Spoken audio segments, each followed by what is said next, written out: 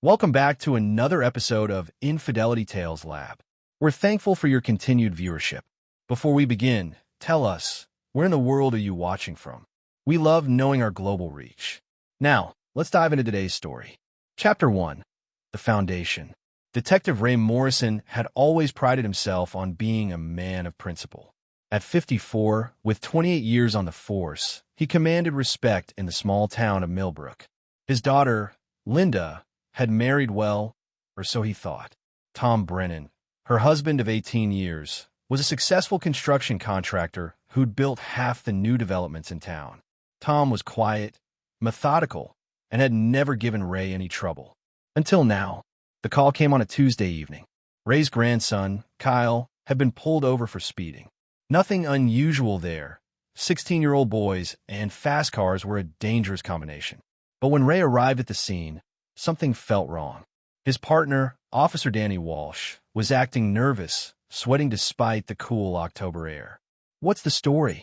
Ray asked, approaching Kyle's beat-up Honda Civic. "Kid was doing 45 in a 30, Danny said, not meeting Ray's eyes. "But Ray, we found something." Ray's stomach dropped as Danny led him to the passenger side of the car. There, plain as day, was a small baggie of what looked like marijuana tucked under the seat. "That's not mine," Kyle protested, tears streaming down his face. "Grandpa, you have to believe me." Ray studied his grandson's face. The boy was scared, genuinely terrified. But the evidence was there. In a town where Ray's reputation mattered, appearances were everything. Tom arrived 20 minutes later, his work boots still covered in concrete dust. Ray watched as his son-in-law's face went from confusion to cold fury in the span of seconds. "This is ridiculous," Tom said, his voice deadly calm. "Kyle doesn't do drugs." "The evidence says otherwise," Danny interjected, earning a sharp look from Tom. Ray found himself in an impossible position. His grandson, his daughter's family, his own reputation, all hanging in the balance. The decision he made in that moment would change everything. "I'm sorry, Tom," Ray said, his voice heavy, "but we have to follow protocol." As they handcuffed Kyle and loaded him into the patrol car, Ray caught something in Tom's expression. It wasn't defeat or resignation. It was the look of a man taking notes, memorizing faces, calculating odds. Ray had seen that look before, in the eyes of criminals who were already planning their next move. Chapter 2. Lines Drawn. The Brennan household had never felt colder. Linda paced the living room, her auburn hair pulled back in a messy ponytail, stress etched across her face. She'd been crying on and off since the call came in about Kyle's arrest. "We need to support Dad," she said for the third time in an hour. "He's just doing his job." Tom sat in his leather recliner, outwardly calm, but internally seething. He'd built this house with his own hands, every board and nail placed with precision. Now it felt like a trap. "Your father planted that bag, Linda." The words hung in the air like smoke from fire. Linda stopped pacing, her face going white. "How dare you?" she whispered. "My father is a good man. He's dedicated his life to this community. Your father is a dirty cop who just destroyed our son's future to teach me a lesson." Linda's hand cracked across Tom's face with surprising force. The sound echoed through the room like a gunshot. "Don't you ever speak about my father that way again," she hissed. "Kyle was probably buying drugs from some dealer and got caught. Dad saved him from something worse." Tom touched his cheek, feeling the sting, but his expression never changed. "So that's how it's going to be." "That's how it's always been, Tom. Family first." The irony wasn't lost on him. Family first, except when it came to the family he'd built with her. Later that night, after Linda had gone to bed, Tom made a series of phone calls. The first was to Marcus Riley, his lawyer and old college roommate. The second was to a private investigator named Janet Cross. The third was to a number he'd hoped never to use again. "Vincent, it's Tom Brennan. I need a favor." Vincent Castellano's gravelly voice carried decades of cigarettes and harder living. "Tommy boy, been a long time.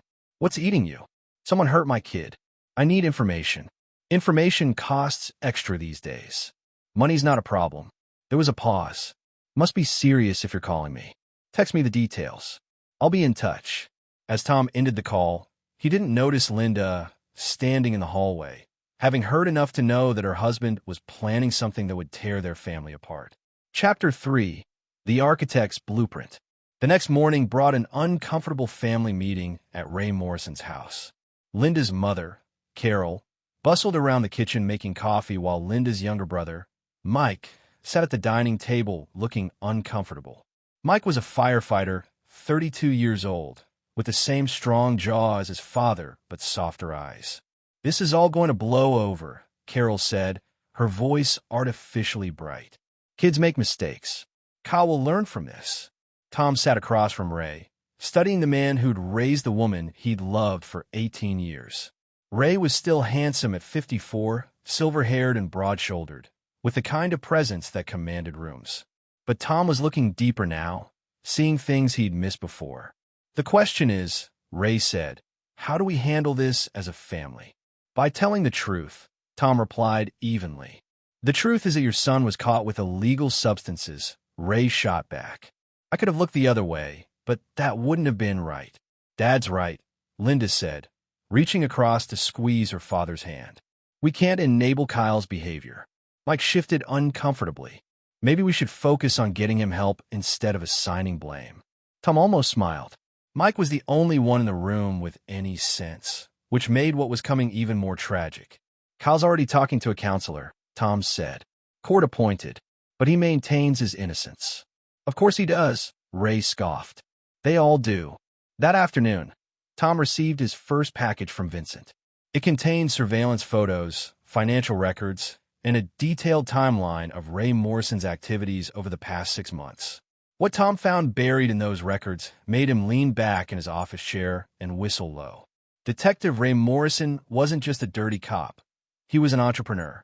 The marijuana planted in Kyle's car had come from evidence lockup, part of a larger operation where confiscated drugs were being resold through a network of dealers. Ray wasn't the mastermind, but he was a key player. But that wasn't the interesting part. The interesting part was who Ray's primary partner was in the operation, Danny Walsh, the nervous officer who discovered the drugs in Kyle's car. Tom smiled for the first time in days. He was an architect by training, someone who understood that every building needed a solid foundation before you could construct the walls. Ray Morrison had just given him the perfect foundation for his revenge. The second package from Vincent arrived that evening. This one contained something even more valuable, a recording device small enough to fit inside a pen and detailed instructions on how to use it. Linda found Tom in his study, surrounded by papers and photos. "What are you working on?" she asked, trying to keep her voice casual. "Just some project estimates," Tom lied smoothly. "The Patterson development is moving faster than expected." She moved closer, and Tom casually covered the photos with a blueprint. But Linda had seen enough. "Those look like pictures of my father." Tom looked up at his wife, the woman he'd shared his bed and his dreams with for 18 years, and felt something die inside his chest. "They were pictures of the courthouse," he said, "for the new municipal complex bid." Linda nodded, but Tom could see the doubt in her eyes. She didn't believe him, which meant she'd already chosen her side. That night, as Linda slept beside him, Tom stared at the ceiling and made his final decision. He'd try to build a life based on trust and love, but those foundations had proven faulty. It was time to build something else entirely, something permanent. Chapter 4. Gathering Storms. The preliminary hearing for Kyle's case was scheduled for the following Monday. Tom spent the weekend preparing, but not in the way his family expected. While Linda thought he was meeting with their lawyer, Tom was actually sitting in Vincent Castellano's warehouse office on the wrong side of town. Vincent looked exactly like someone who'd spent 40 years walking the line between legal and illegal. Scarred hands, gray stubble, and eyes that had seen too much. His warehouse was officially an auto parts distributor, but everyone knew Vincent dealt in information, favors, and occasionally harder services. "Your boy's clean," Vincent said, sliding a thick folder across the desk. "Model student, no priors, doesn't even drink. Meanwhile, your father-in-law's been supplementing his pension for the past 2 years." Tom opened the folder and found photographs, bank statements, and phone records. Ray Morrison and Danny Walsh had been skimming from evidence lockup and selling confiscated drugs back to dealers. The operation was small but profitable, about $50,000 over 2 years. Why frame Kyle? Tom asked. Near as I can tell, your boy was just convenient. Morrison needed to show his partner he was serious about maintaining cover. Planting evidence on a relative sends a message.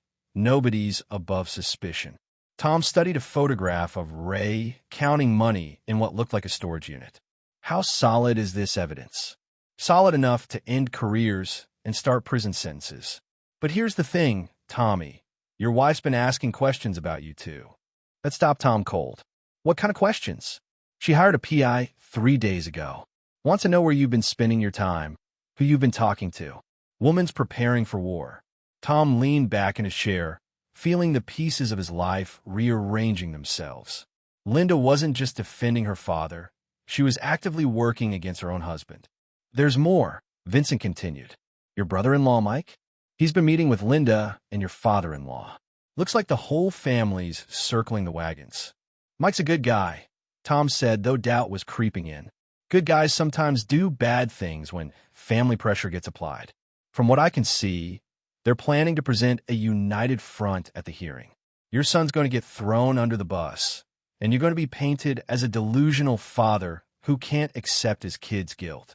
Tom stood up, his mind already working through contingencies. I need more than evidence of the drug dealing. I need insurance. Vincent grinned, showing teeth stained by decades of coffee and cigarettes. Now you're talking my language. What kind of insurance?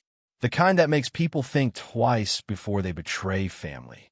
That evening, Tom returned home to find Linda hosting a family dinner. Ray, Carol, and Mike were all there, along with Kyle, who looked miserable and defeated. The conversation stopped when Tom walked in. We were just discussing Kyle's future, Linda said, her voice artificially sweet. Tom looked at his son, saw the hopelessness in the boy's eyes, and felt his resolve harden. And what did you decide? Kyle's going to plead guilty to possession, Ray said firmly. With my recommendation, he'll get community service and probation. Clean slate after a year. No, Tom said simply.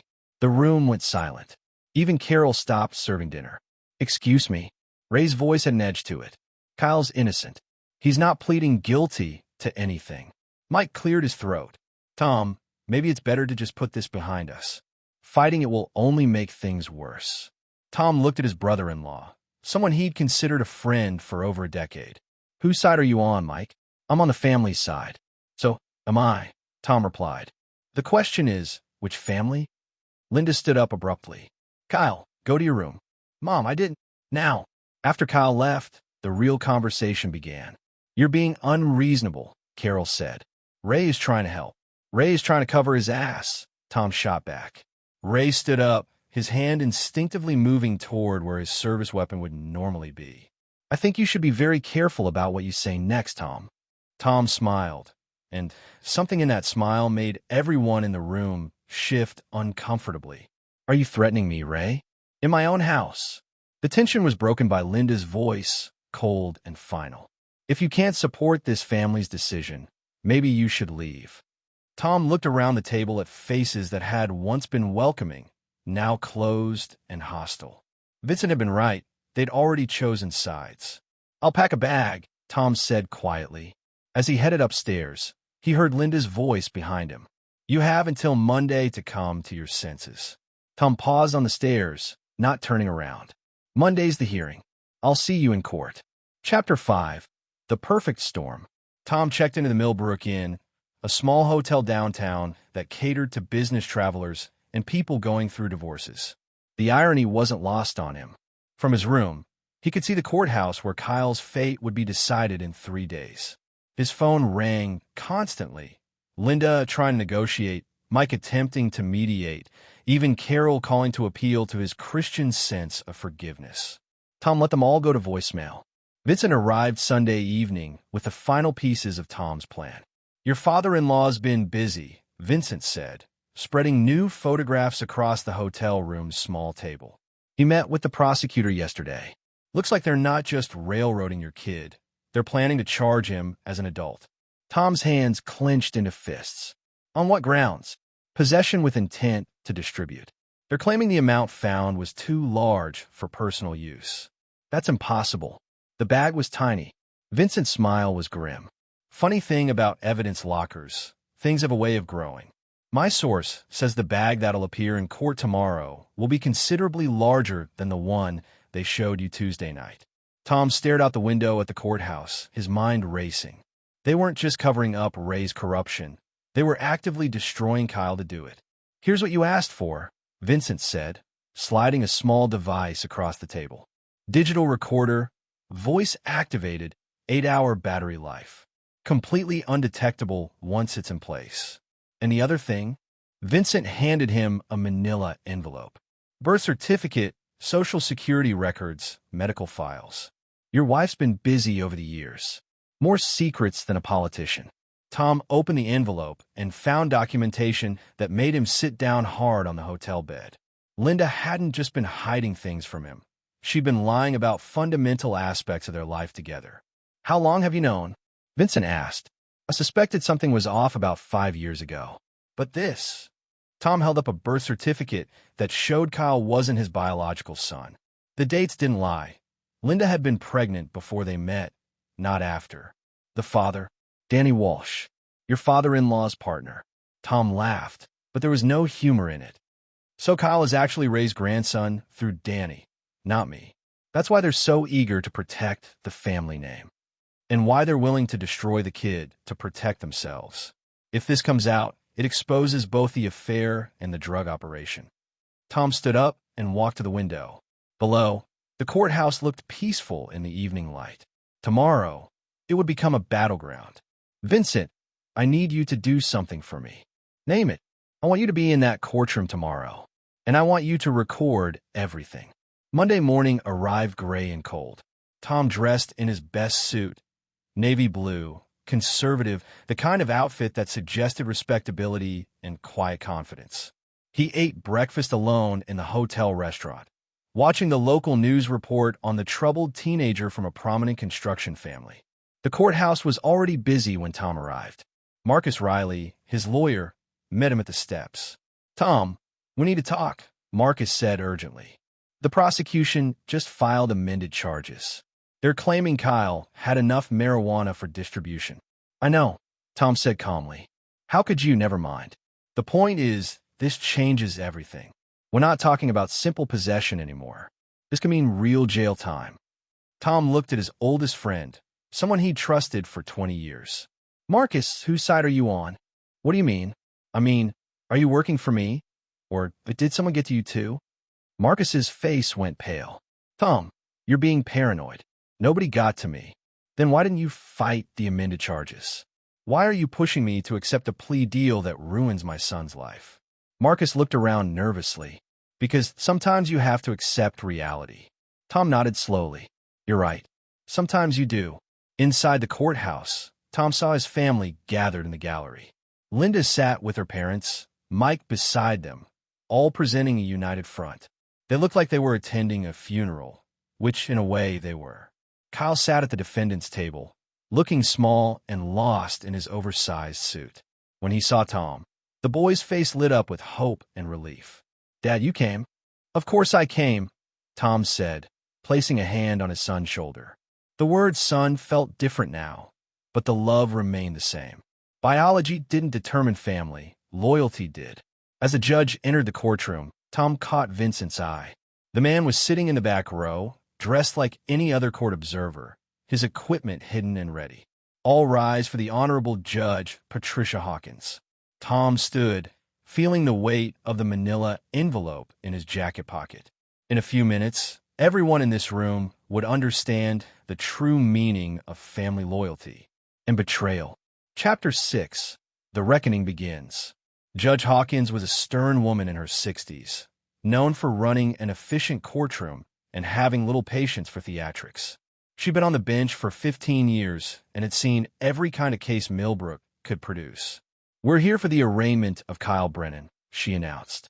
What does the defendant plead? Marcus started to stand, but Tom placed a firm hand on his shoulder.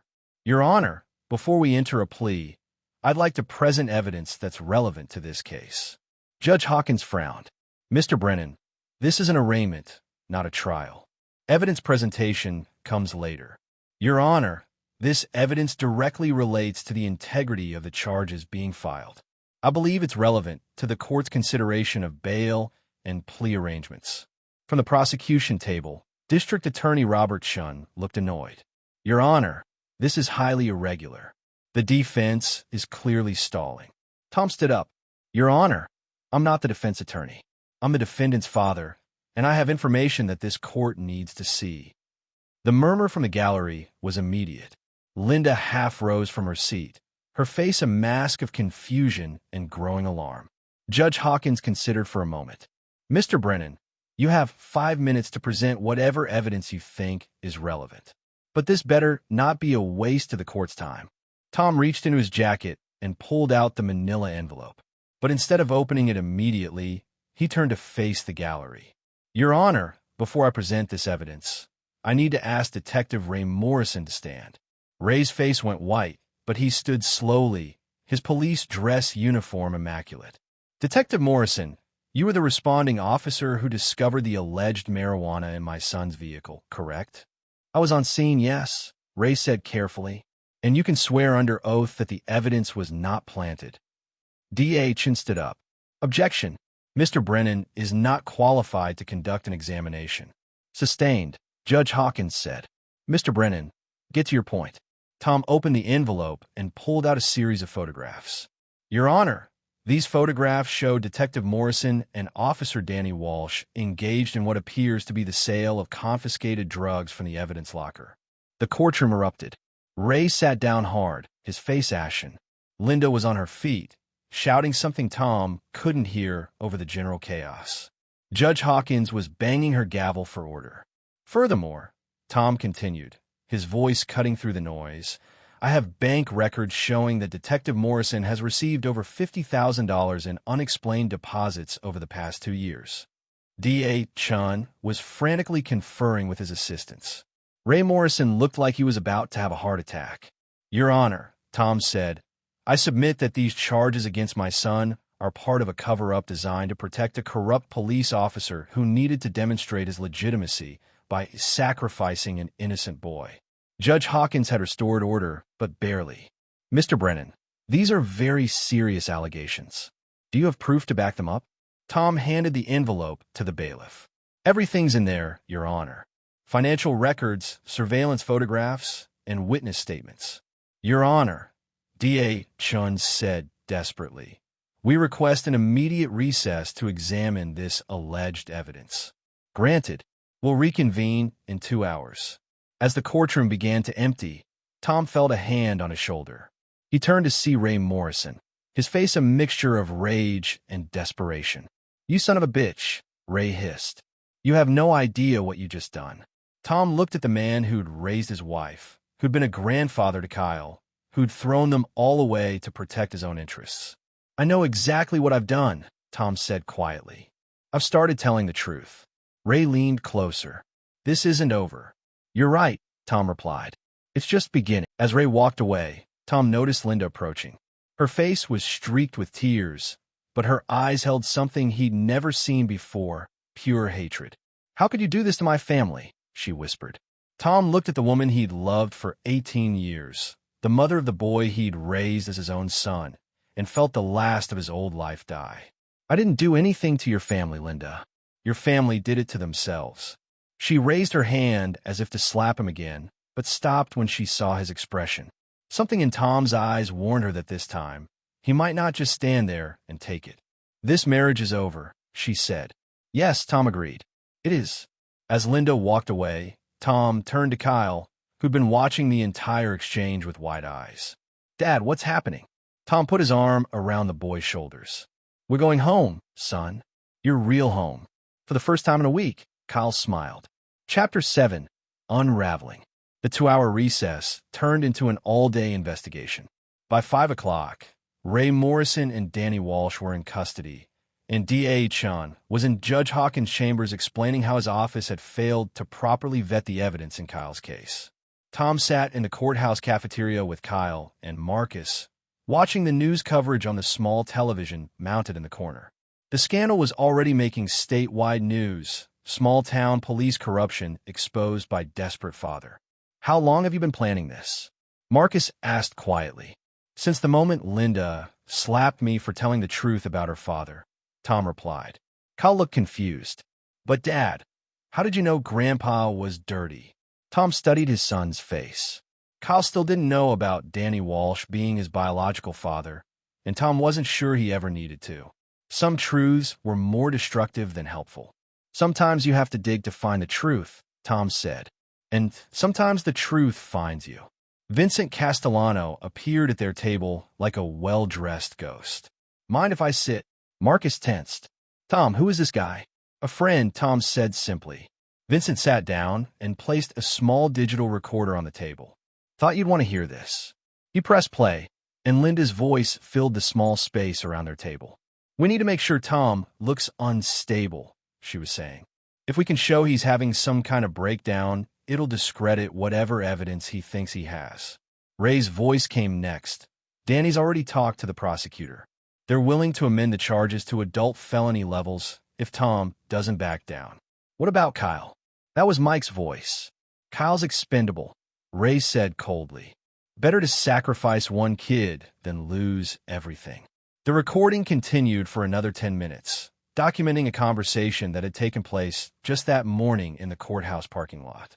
Tom listened to his wife and her family plot against him and Kyle with a detachment that surprised him. Jesus, Tom, Marcus whispered. They were going to destroy you both. Kyle's face had gone pale. Mom really said that? That I was expendable?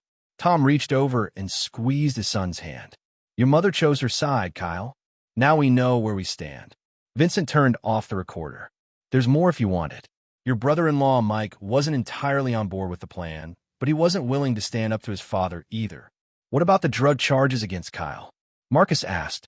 Dropped, Vincent said with satisfaction, along with about 6 other cases that Ray Morrison was involved in over the past year.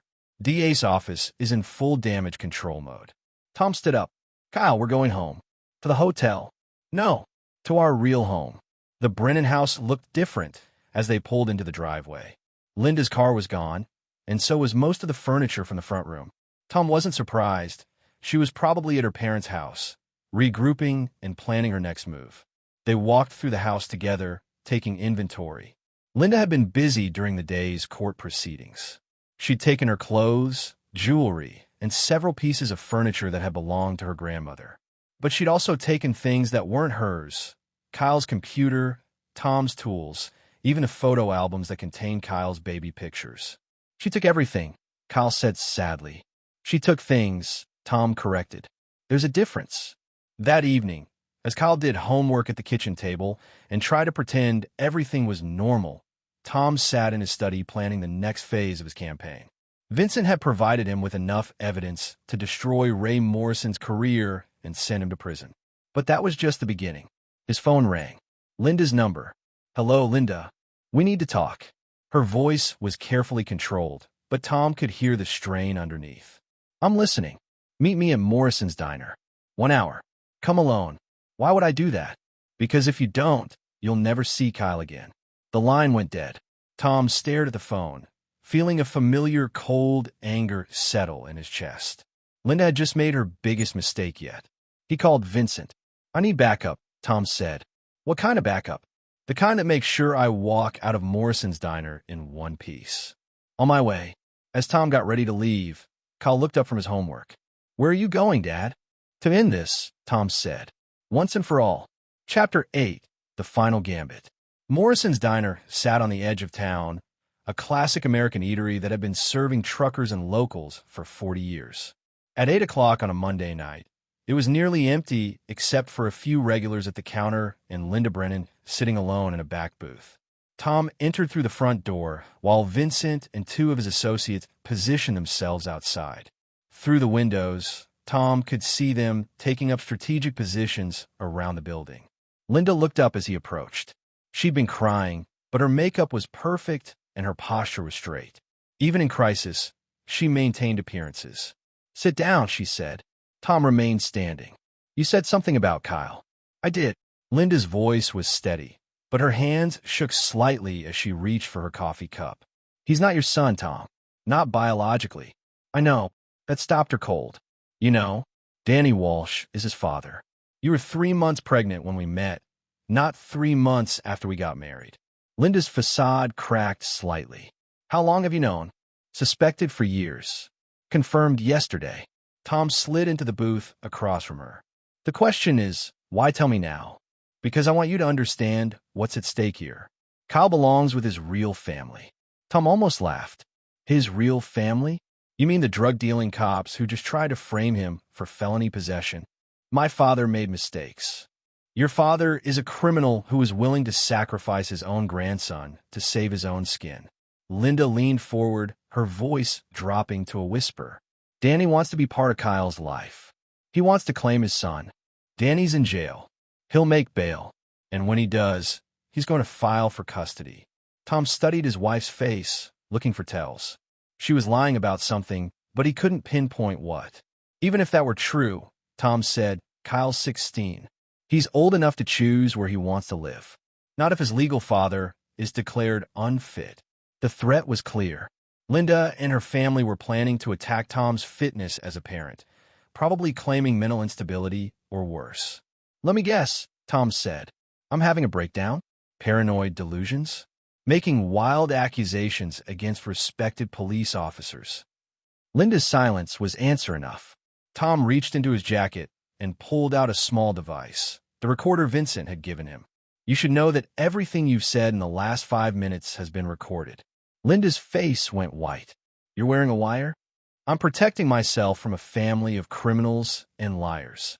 Tom, please. Here's what's going to happen, Tom said, cutting her off. You're going to call Danny Walsh and tell him that any attempt to claim paternity or file for custody will result in me releasing certain information to the media. What information? Tom smiled coldly. The information about how Kyle isn't just Danny's son. He's also Ray's grandson through his daughter's affair with his partner. The same partner who's been helping Ray sell confiscated drugs for 2 years. Linda's face crumbled. You bastard. I'm not finished. You're also going to sign divorce papers granting me full custody of Kyle and waiving any claim to alimony or property settlement. I'll never.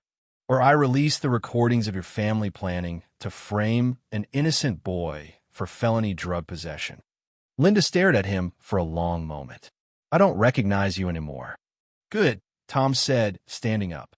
The man you married was too trusting. He believed in family loyalty and keeping his mouth shut when people he loved did terrible things. That man is gone. What if I refuse? Tom looked down at the woman he'd once planned to grow old with. Then you'll find out just how ruthless I can be when someone threatens my son. As he walked toward the door, Linda called after him. This isn't over. Tom paused without turning around. Yes, it is. You just don't know it yet. Outside, Vincent was waiting by Tom's truck. How'd it go? She's going to fight. Expected that. You ready for the next phase?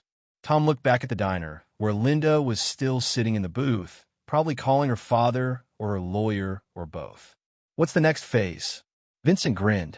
The phase where we stop playing defense and start playing offense. Chapter 9. Ashes and New Foundations.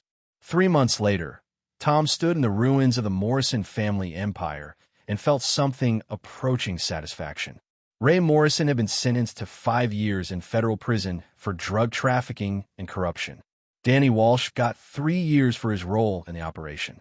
The Millbrook Police Department was under federal oversight, and half the force had been replaced.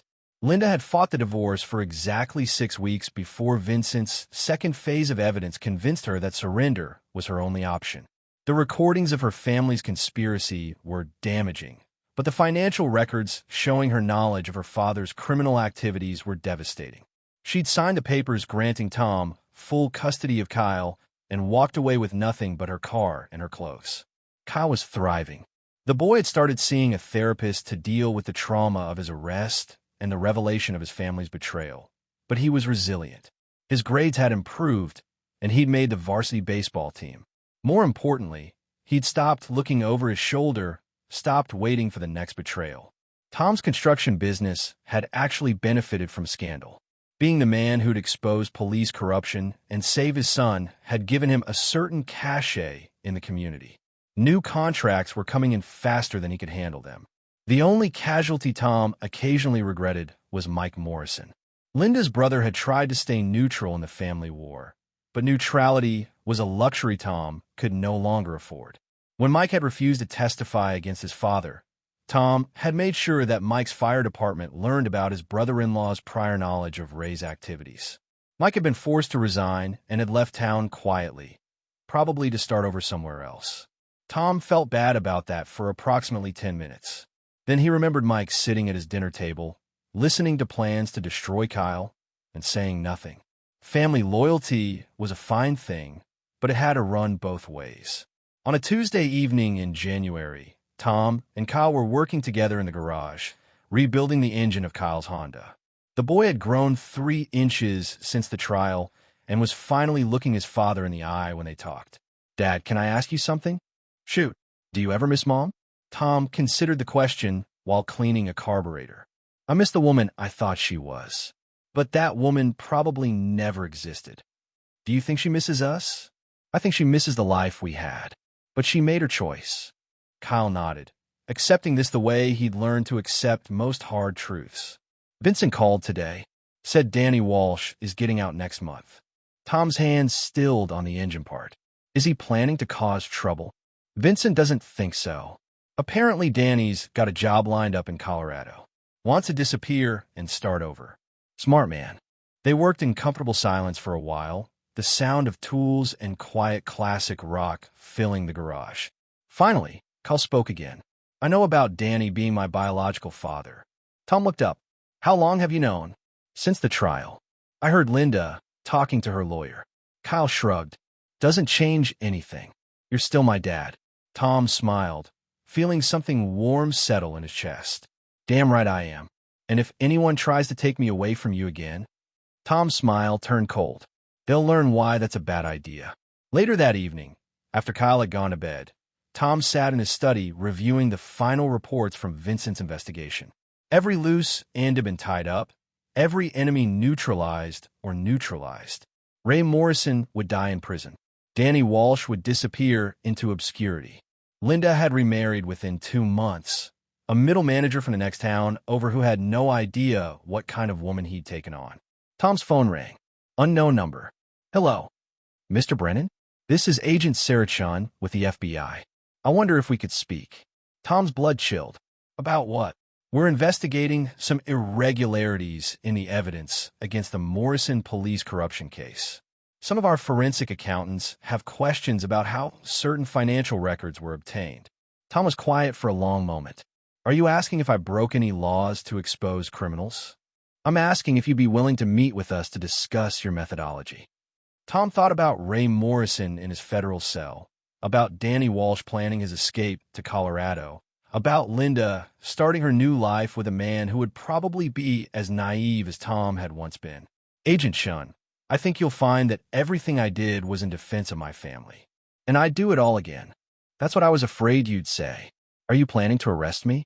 "That depends on what we find." "Mr. Brennan, some of the methods used in your investigation suggest professional assistance." Tom smiled.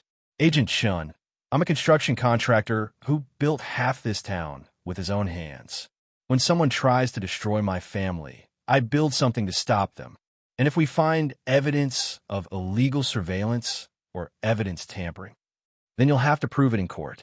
"And Agent Shun, I gotten very good at courtroom presentations lately." After hanging up, Tom sat back in his chair and considered his options.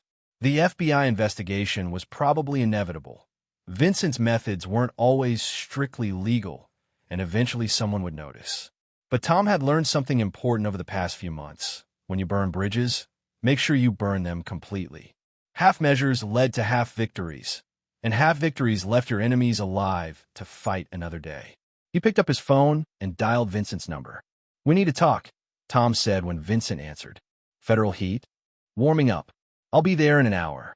As Tom waited for Vincent to arrive, he walked through his house, really looked at it for the first time in months. He'd built this place with his own hands, every room designed with love and hope for the future. Linda's absence had improved it. Kyle's presence made it home. Outside, snow was beginning to fall, covering the town in pristine white. By morning, everything would look clean and new, as if the past had been erased. Tom smiled and began planning his next construction project. Some foundations were worth protecting at any cost. And there you have it. Another story comes to an end. What did you think? I'd love to hear your thoughts in the comments below. If you enjoy this story, consider joining our community by subscribing. It means the world to us. For more stories like this one, check out the recommended videos on screen. And I'll see you there.